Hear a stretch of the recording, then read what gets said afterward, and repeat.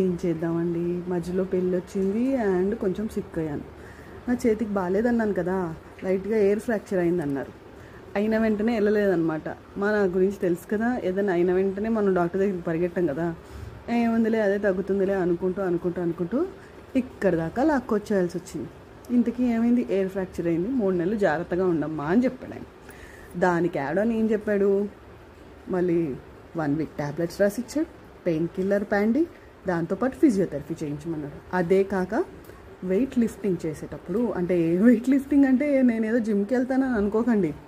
ఇప్పుడు ఏ కుక్కరో ఏ గ్లాస్తో వాటరో ఏదో ఒకటి లిఫ్ట్ చేసేటప్పుడు కాషియస్గా, అంటే మన బాడీ మీద మనం ప్రజెంట్ అయ్యి చేయమని చెప్పాడనమాట. అంటే నీకు అవగాహనతో నువ్వు ఏదైనా వెయిట్ లిఫ్ట్ చేసేటప్పుడు కొంచెం అక్కడ సెన్స్ యూజ్ చేయి అంటున్నారు అనమాట. అలవాట్లో పొరపాటులాగా ఏది పడితే అది లిఫ్ట్ చేయకు అంటున్నారు.